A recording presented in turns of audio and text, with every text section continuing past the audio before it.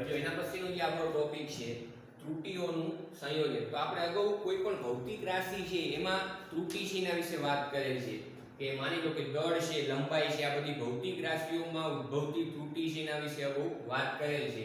કોઈ એક ભૌતિક રાશિમાં ઉદ્ભવતી ત્રુટી વિશે આપણે અગાઉ સમજૂતી મેળવેલ છે. હવે ત્રુટીઓનું સંયોજન એટલે શું કે તમારી પાસે માની લો કે એવી કોઈ ભૌતિક રાશિ છે કે જે બે ભૌતિક રાશિ છે એના સંયોજન તરીકે દર્શાવાય, તો ત્યારે એમાં ઉદ્ભવતી ત્રુટી વિશે આપણે શું કહી શકીએ? જેમ કે એક ઉદાહરણ આપું કે ઘનતા જે છે એનું સૂત્ર શું? તો કે દળના છેદમાં કદ. સમજો બરાબર. ઘનતા છે એનું સૂત્ર થશે દળના છેદમાં કદ. હવે માની લો કે તમને જે દળ છે એમાં કઈક ત્રુટી આપેલી હોય, કદ છે એમાં ઉદ્ભવતી ત્રુટી આપેલી હોય અને પૂછ્યું હોય કે ઘનતામાં ઉદ્ભવતી ત્રુટી શોધો.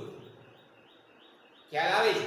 તો આના માટે આપણી પાસે ખાસ કરીને ફોર્મ્યુલા છે હોવા જોઈએ અથવા તો થિયરી હોવી જોઈએ જેથી કરીને આપણે ત્રુટીઓ છે એનું સંયોજન છે એ શોધી શકીએ. જેમ કે ઘનતા છે આ બે વસ્તુનો ગુણોત્તર છે, મતલબ આ બે વસ્તુનો ભાગાકાર છે. તો તમારે પહેલા સૌપ્રથમ એવું મેળવવું પડે કે બે ભૌતિક રાશિઓનો ભાગાકાર હોય અને ઈ બે ભૌતિક રાશિમાં ત્રુટીઓ ઉદ્ભવતી હોય તો જે ભૌતિક રાશિ હશે એટલે કે ઘનતા એમાં કેટલી ત્રુટી ઉદ્ભવે કહેવાનો મતલબ. તો એના માટે આપણે પહેલા સૌપ્રથમ સરવાળા અને બાદબાકીમાં ઉદ્ભવતી ત્રુટી છે એના વિશે વાત કરશું. સમજો કે આપણો પહેલો જે ટોપિક છે ત્રુટીઓના સંયોજનમાં સરવાળા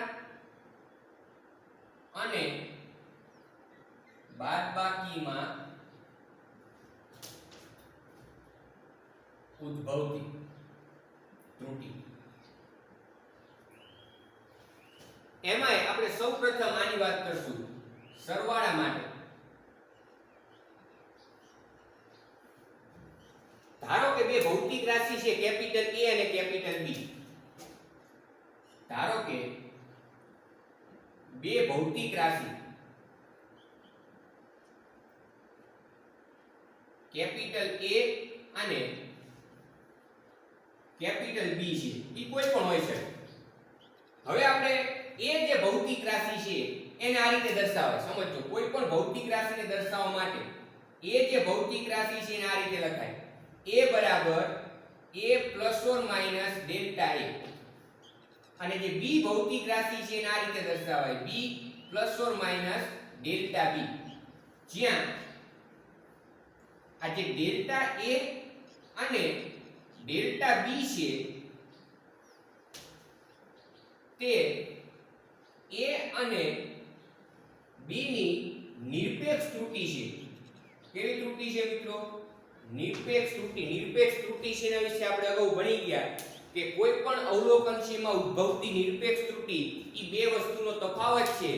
સાચું મૂલ્ય એટલે કે વાસ્તવિક મૂલ્ય અને માપન મૂલ્ય. સમજો. અને કોઈ પણ ભૌતિક રાશિની નિરપેક્ષ ત્રુટિનું મૂલ્ય હંમેશા ધન હોય. આ ખાસ ધ્યાન રાખજો.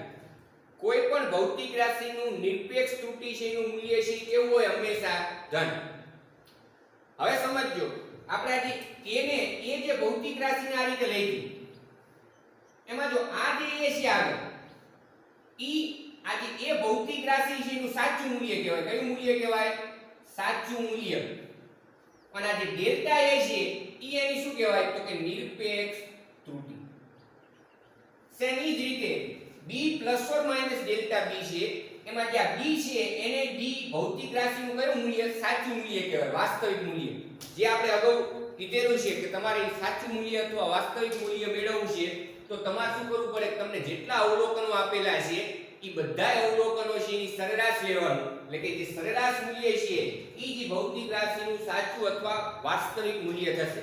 હવે આ બે ભૌતિક રાશિનો આપણે સરવાળો કરવાનો છે અને સરવાળાના પરિણામમાં ઉદ્ભવતી ત્રુટિ શોધવી છે. ધારો કે આ જે બે ભૌતિક રાશિ છે એનો સરવાળો થાય z બરાબર A પ્લસ B. કારણ કે પહેલા આપણે સરવાળા માટે જ વાત કરી છે. સમજો. એટલે મેં શું કર્યું કે આ બેનો સરવાળો કર્યો A અને B નો અને મળતું જે પરિણામી ભૌતિક રાશિ છે એને z કીધી આપણે. અને ઈ z માં ઉદ્ભવતી અંતિમ ત્રુટિ એટલે કે પરિણામમાં સરવાળામાં ઉદ્ભવતી ત્રુટિ કેટલી આપણે કહેવું છે? આગળ z બરાબર a plus b બરાબર. હવે હું એની કિંમત મૂકીશ તો a ને આપણે કઈ રીતે દર્શાવવાના તો કે a plus or minus delta a અહીંયા આ રીતે થશે a plus or minus delta a plus આ b છે એને કઈ રીતે દર્શાવવાના તો કે b plus or minus delta b. હવે હું આને આ રીતે લખી શકું આ જે છે એને વ્યવસ્થિત લખવા હોય તો આ રીતે થાય a plus b plus or minus delta a plus or minus delta b બરાબર છે. હવે જેમ આપણે a ને દર્શાવી છે a plus or minus delta a એમ આપણે z ને દર્શાવી શકીએ. સમજો બરાબર આ z છે એને આપણે દર્શાવાય છે તો z બરાબર હું અહીં લખીશ સમજો z plus or minus delta z. જે z એટલે શું તો કે આ જે પરિણામ મળ્યું a plus b નું ઈ એનું આ સાચું મૂલ્ય કહેવાય. ડેલ્ટા z એટલે શું તો કે એની ત્રુટિ કહેવાય. z માં ઉદ્ભવતી ત્રુટિ અને z એટલે શું છે તો કે a ભૌતિક રાશિ અને b ભૌતિક રાશિનો સરવાળો. એટલા માટે અહીં લખીશ a plus b plus or minus delta a plus or minus delta b. હવે તમે જોઈ શકો છો આ z બરાબર તો શું છે a plus b. તો આ જે a plus b છે એટલે z થાય એટલે બંને બાજુથી આ z c કેન્સલ થઈ જાય તો આપણને જે મળે છે સિમ્પલ ઈ કહેવાશે plus or minus delta z બરાબર અહીંયા પ્લસ ઓર માઈનસ છે અહીંયા પ્લસ ઓર માઈનસ છે એને હું બેને કોમન લઈ લઉં એટલે આ રીતે થાય. આ રીતે ટૂંકમાં લખી શકાય. માટે ડેલ્ટા z બરાબર શું થાય તો કે delta a plus delta b. z માં ઉદ્ભવતી મહત્તમ શક્ય ત્રુટિ કઈ તો કે delta a plus delta b. આ મિત્રો આપણે શેની વાત કરી સરવાળાની. હવે અહીંયા જ આપણે બાદબાકીની વાત કરશું. સમજો આપણે આ સરવાળો કર્યો કે ભૌતિક રાશિનો અને જે અંતિમ પરિણામ હતું આ z એમાં કેટલી ત્રુટિ ઉદ્ભવી તો કે ડેલ્ટા z બરાબર delta a plus delta b. Delta એટલે તમને ખબર પડી જાવી જોઈએ ડેલ્ટા એટલે શું તો કે a જે ભૌતિક રાશિ છે એની નિરપેક્ષ ત્રુટિ. ડેલ્ટા b એટલે શું તો કે જે b ભૌતિક રાશિ છે એની નિરપેક્ષ ત્રુટિ. તો અહીંયાથી તમને વિધાન છે આવડવું જોઈએ. સમજજો કે જ્યારે બે ભૌતિક રાશિઓનો સરવાળો કરવામાં આવે જ્યારે બે ભૌતિક રાશિઓનો સરવાળો કરવામાં આવે ત્યારે અંતિમ પરિણામમાં ઉદ્ભવતી નિરપેક્ષ ત્રુટિ ઈ બે સ્વતંત્ર ભૌતિક રાશિઓની નિરપેક્ષ ત્રુટિઓનો શું હોય સરવાળો. ખ્યાલ આવે છે.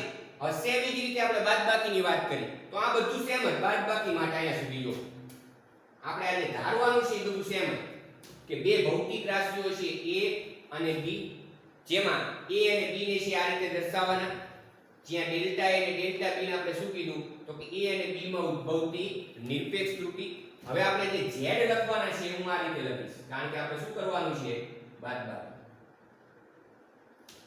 તો z બરાબર શું લખીશ a minus b. z is equal to શું થશે a minus b.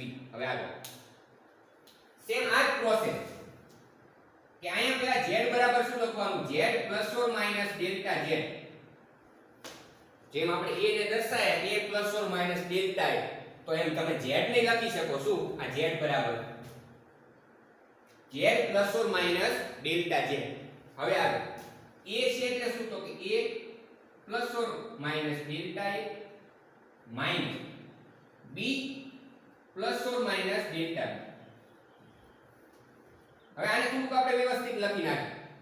જો આ જે b છે અહીં કાઉન્સ કરવો પડશે આપણે કારણ કે b ની આગળ કઈ નિશાની છે માઈનસ ની તો અહીંયા હજી આગળ સાદું રૂપ આવ્યું ડેલ્ટા a માઈનસ b. હવે આ માઈનસ નિશાની આને લાગુ પડે એટલે આ ઉલટી જાય માઈનસ પ્લસ પેલા જે પ્લસ માઈનસ લખ્યું ને હવે એનું શું કરી નાખ્યું માઈનસ પ્લસ ડેલ્ટા b બરાબર a માઈનસ b प्लस और माइनस डेल्टा a माइनस और प्लस डेल्टा b बराबर z प्लस और माइनस डेल्टा z.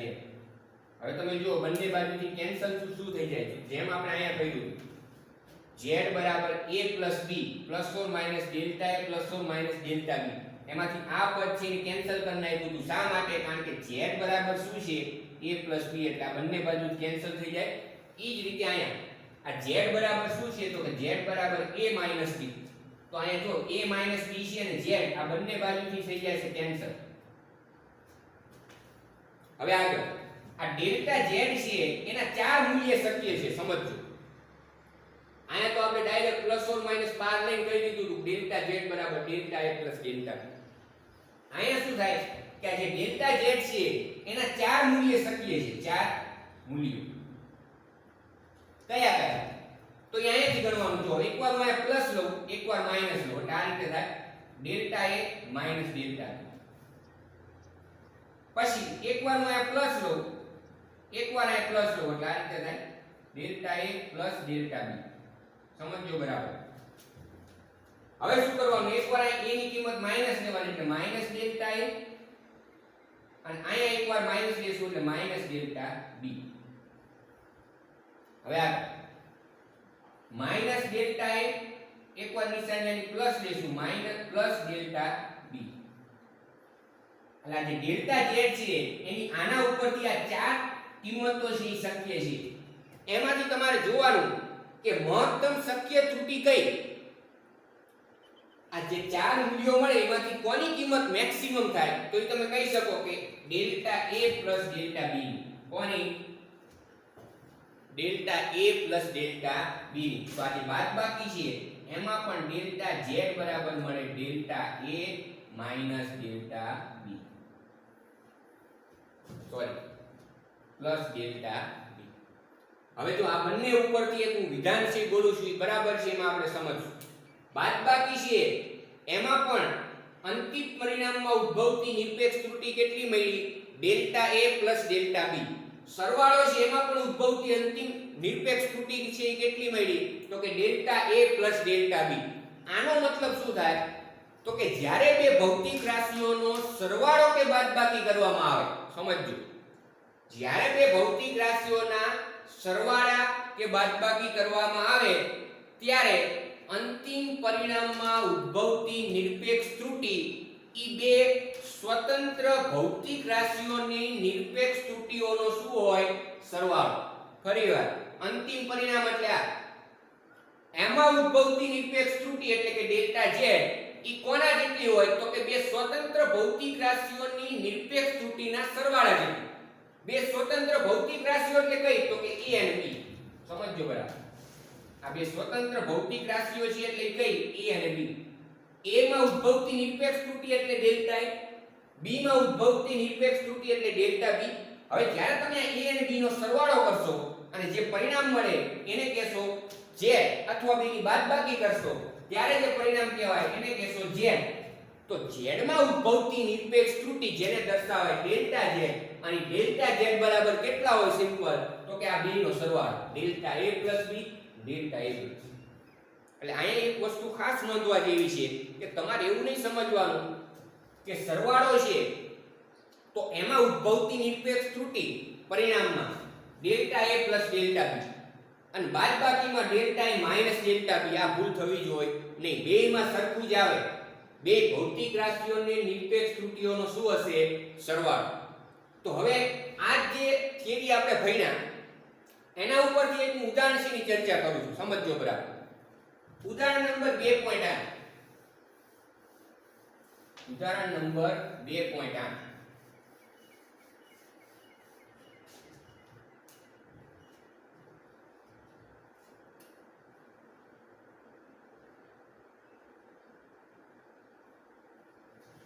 ઉદાહરણ નંબર 2.8 માં તમને કીધું છે કે થર્મોમીટર વડે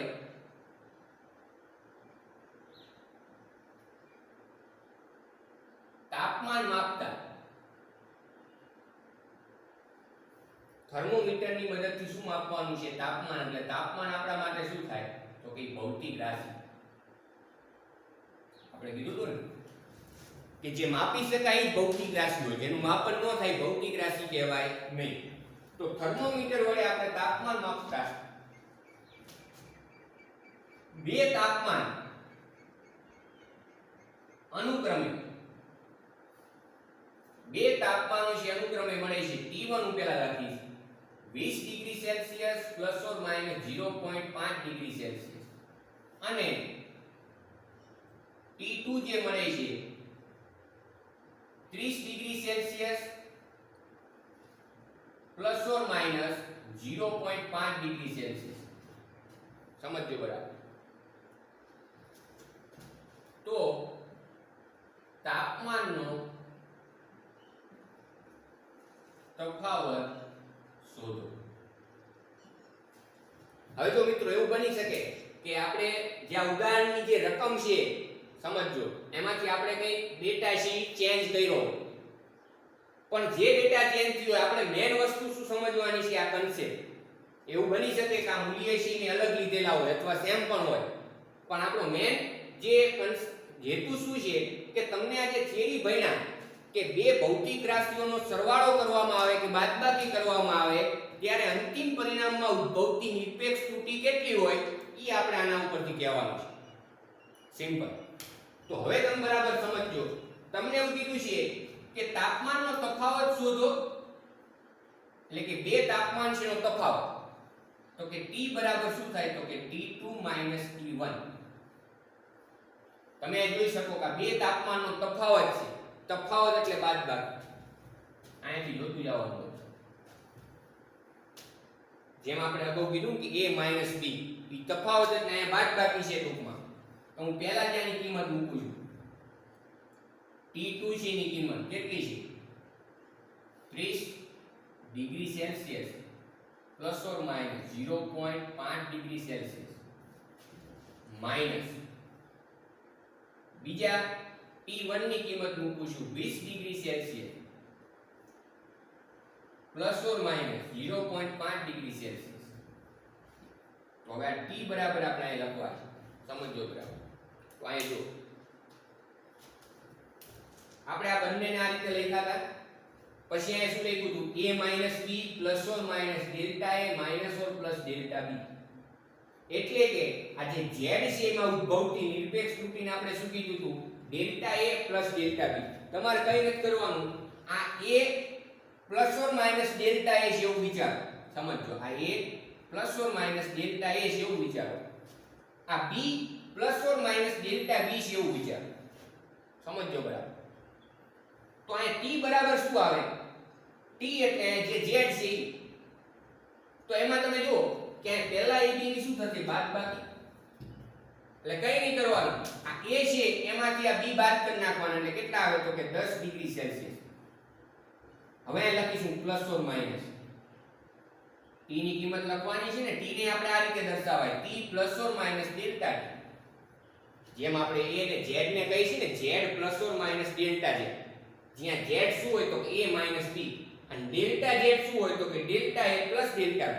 સેમ એ જ રીતે તમે જો કે અહીં T છે તો T બરાબર એને આ રીતે દર્શાવી શકાય કોઈ પણ ભૌતિક રાશિને કે T plus or minus delta T.